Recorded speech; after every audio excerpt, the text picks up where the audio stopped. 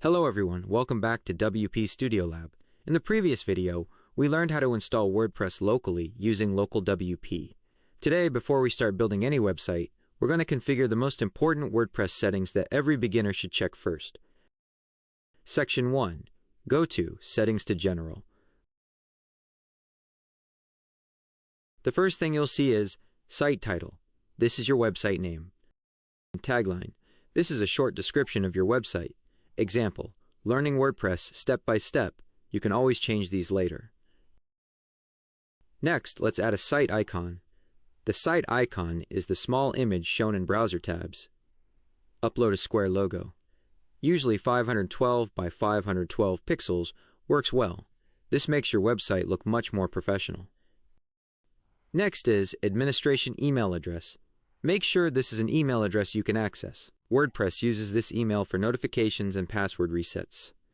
Now scroll down to Time Zone. This is extremely important. Choose your local time zone. For example, Toronto or New York, depending on your location. This ensures blog posts, schedules, and future content use the correct time. After making changes, click Save Changes.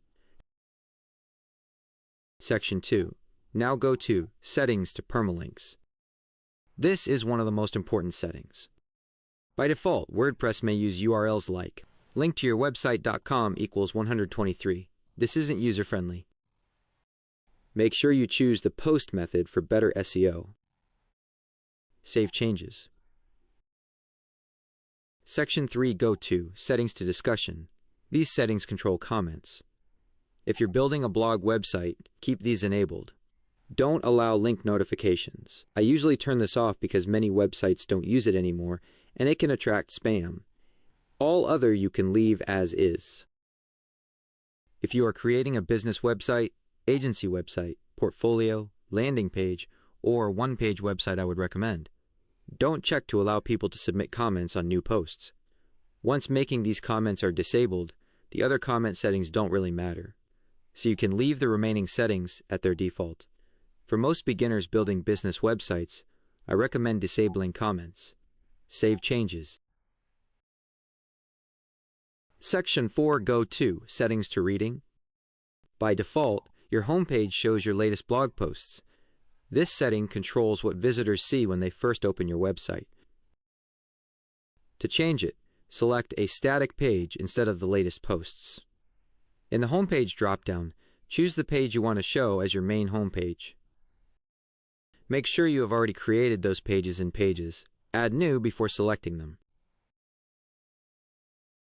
In the Posts page dropdown, choose the page where you want your blog post to appear. Save changes. Section 5. Delete default content. Now let's clean up the website. Go to Posts. You'll see a default post called Hello World. Delete it. Next, go to Pages, Delete, Sample Page. Now go to Plugins. You may see plugins such as Hello Dolly. Delete any plugin you don't plan to use. Remember, WordPress works perfectly without installing any additional plugins. However, for most websites, I recommend installing an SEO plugin, a security plugin, and a backup plugin. In this tutorial, we'll keep the website lightweight and only install plugins when we actually need them. Section 6. User Profile Settings. Now go to Users to Profile. Here you usually can update display name, email address, password, profile information for security. I highly recommend using a strong password. You can also update your profile information here later. Now our WordPress installation is clean and properly configured. In the next video, we'll start building our website and explore the WordPress dashboard in more detail.